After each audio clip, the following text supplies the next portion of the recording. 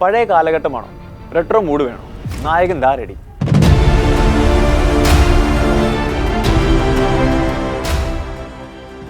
ഏത് കാലഘട്ടത്തിലെ കഥാപാത്രത്തെയും വളരെ മനോഹരമായി അവതരിപ്പിക്കാൻ കഴിവുള്ള നടനായി മാറിയിരിക്കുകയാണ് ദുൽഖർ സൽമാൻ.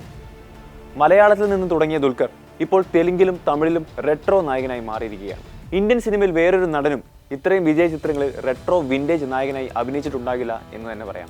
വിവിധ ഭാഷകൾ കൈകാര്യം ചെയ്യാൻ ദുൽഖറിനുള്ള കഴിവ് നേരത്തെ തന്നെ പ്രശംസകൾ ഏറ്റുവാങ്ങിയിട്ടുണ്ട്. എന്നാൽ ഓരോ ഭാഷയും സിനിമയിലെ കാലഘട്ടത്തിന് ചേരുന്ന ഡയലക്റ്റും മോഡുലേഷനും നൽകി വളരെ മികച്ചതാക്കാൻ ദുൽഖറിന് സാധിച്ചിട്ടുണ്ട്. 2014 രഞ്ജിത്ത് സംവിധാനം ചെയ്ത ഞാൻ എന്ന ചിത്രത്തിലൂടെയാണ് ദുൽഖർ പീരിയഡ് നായകന്മാരെ അവതരിപ്പിച്ചു തുടങ്ങിയത്. KTN കോട്ടൂർ എന്ന കഥാപാത്രമായിട്ടുള്ള ദുൽഖറിന്റെ പ്രകടനത്തിന് അന്ന് വിമർശനങ്ങൾ ഉയർന്നെങ്കിലും പഴയ കാലഘട്ടത്തെ തനിമയോടെ അവതരിപ്പിക്കാൻ ഈ നടനാകുമെന്ന് സംവിധായകർക്ക് തോന്നിയിരിക്കണം. പിന്നീട് രാജീവ് രവി സംവിധാനം ചെയ്ത കമ്മട്ടിപ്പാടത്തിൽ കൃഷ്ണനായി ദുൽഖർ എത്തി. 1980 മുതലുള്ള ഒരു യുവാവിന്റെ ജീവിതവും അയാൾ കടന്നുപോകുന്ന മാറ്റങ്ങളും വളരെ മികച്ച രീതിയിൽ കാഴ്ചവെക്കാൻ ദുൽഖറിന് സാധിച്ചു. പീരീഡ് ചിത്രം എന്നതിനൊപ്പം കഥാപാത്രങ്ങളുടെ വിവിധ പ്രായങ്ങൾ അവതരിപ്പിക്കാനുള്ള ദുൽഖറിന്റെ കഴിവ് കൂടിയായിരുന്നു കമ്മട്ടിപ്പാടം കാണിച്ചു തന്നത്. പിന്നീട് 2018 ദുൽഖർ തെലുങ്ക് സിനിമയിൽ അരങ്ങേറ്റം കുറിക്കാൻ തീരുമാനിച്ചു. അതും ഒരു വിന്റേജ് കഥാപാത്രമായി തന്നെ. മഹാനടി എന്ന ചിത്രത്തിൽ ലെജൻഡറി നടൻ ജെമിനി ഗണേശനെ അതിമനോഹരമായി അവതരിപ്പിക്കാൻ ദുൽഖറിന് കഴിഞ്ഞു. തെലുങ്കിലും തമിഴിലും പുറത്തിറങ്ങിയ ചിത്രത്തിന് മികച്ച സ്വീകാര്യതയാണ് ലഭിച്ചത്. വിവിധ ഇൻഡസ്ട്രികളിൽ നിന്ന് ദുൽഖറിനെ തേടി പ്രശംസകളും എത്തി. സുകുമാരക്കുറുപ്പിന്റെ കഥ സിനിമയാകുന്നുവെന്ന് കേട്ടപ്പോൾ തന്നെ അതിൽ പല കാലഘട്ടങ്ങൾ അവതരിപ്പിക്കാൻ ദുൽഖർ അല്ലാതെ മറ്റാരും സംവിധായകന്റെ മനസ്സിലില്ലായിരുന്നു. അങ്ങനെ കുറുപ്പ് എന്ന ബ്ലോക്ക് ബസ്റ്റർ സിനിമയുണ്ടായി. 4 ഭാഷകളിൽ പുറത്തിറങ്ങിയ ചിത്രത്തിന് ആഗോളതലത്തിൽ 80 കോടിയിലധികം രൂപ നേടാൻ കഴിഞ്ഞു. 2022 സീതാരാമം എന്ന തെലുങ്ക് ചിത്രത്തിലൂടെ ദുൽഖർ വീണ്ടും പഴയ കാലത്തിലേക്ക് തിരിച്ചുപോയി. 1960-70 കാലഘട്ടമായിരുന്നു ഈ ഫിക്ഷണൽ ലവ് സ്റ്റോറിയിൽ പറഞ്ഞത്. റാം എന്ന ആർമി ഓഫീസറുടെ വേഷത്തിൽ നായകനായെത്തിയ ദുൽഖറിന് വീണ്ടും തെലുങ്കിൽ തന്റെ സ്ഥാനം ഉറപ്പിക്കാൻ സാധിച്ചുവെന്ന് പറയാം.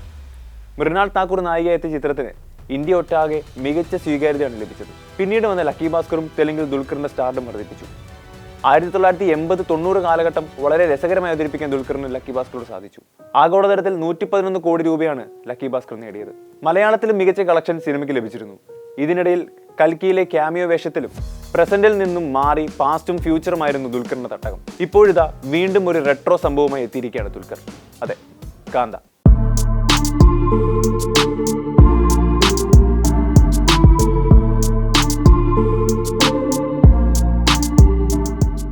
ആയിരത്തി 1950 കാലഘട്ടത്തിലെ മദ്രാസിന്റെ പശ്ചാത്തലത്തിലാണ് കാന്തയുടെ കഥ നടക്കുന്നത്. തമിഴ് സിനിമയിലെ ആദ്യ സൂപ്പർ സ്റ്റാറായ MK ത്യാഗരാജ ഭാഗവതറിന്റെ കഥയാണിതെന്ന് ഒരു സംസാരം സോഷ്യൽ മീഡിയയിൽ ഉണ്ടായിരുന്നു. എന്നാൽ ചിത്രത്തിന്റെ നിർമ്മാതാവും നടനുമായ റാണ ദഗുബാട്ടി ആ വാർത്തകൾ തള്ളിക്കളഞ്ഞിരുന്നു. സിനിമയ്ക്കുള്ളിലെ സിനിമയുടെ കഥ പറയുന്ന കാന്തയിൽ ഒരു നടനായി തന്നെയാണ് ദുൽഖർ എത്തുന്നത്. കാന്ത റിലീസായ ശേഷം ദുൽഖർ സൽമാൻ നടിപ്പ് ചക്രവർത്തിയെ അറിയപ്പെടുമെന്നാണ് റാണ പറഞ്ഞത്. ആ പറഞ്ഞത് യാഥാർത്ഥ്യമായി. അസാമാന്യ പ്രകടനമാണ് ദുൽഖർ ചിത്രത്തിൽ കാഴ്ചവെച്ചിരിക്കുന്നത് എന്നാണ് പ്രേക്ഷകർ അഭിപ്രായപ്പെടുന്നത്. സിനിമയ്ക്ക് മികച്ച സ്വീകാര്യത ലഭിച്ചുകൊണ്ടിരിക്കുന്നു. പഴയ സിനിമകളിലെ നായക കഥാപാത്രം, റെട്രോ വിന്റേജ് കഥാപാത്രങ്ങൾ, ഇതെല്ലാം ദുൽഖർ സൽമാന്റെ കൈകളിൽ ഭദ്രം എന്നുറപ്പിക്കാം. സാധാരണ പല അഭിനേതാക്കളും പീരീഡ് സിനിമകൾ തുടർച്ചയായി വരുമ്പോൾ ആവർത്തന വിരസത തോന്നാറുണ്ട്. അത് സ്വാഭാവികമാണ്. പക്ഷേ ദുൽഖറിന്റെ കാര്യം അങ്ങനെയല്ല.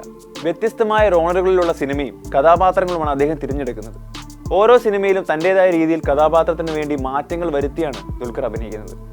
അതുകൊണ്ട് തന്നെ പ്രേക്ഷകർക്കും ദുൽഖറിനെ ഈ റോളുകൾ കാണുമ്പോൾ കണ്ടു മടുക്കുന്നില്ല. റെട്രോ സ്റ്റാർ എന്ന പേര് മാറ്റണമെന്ന് ആഗ്രഹമുണ്ടെന്ന് ദുൽഖർ തന്നെ പലപ്പോഴും പറഞ്ഞിട്ടുണ്ട്. എന്നാൽ കാന്ത കൂടി വന്നതോടെ റെട്രോ വേഷങ്ങളെ പൂർണ്ണമായി ഒഴിവാക്കരുതേ എന്നാണ് പ്രേക്ഷകർ ദുൽഖറിനോട് പറയുന്നത്.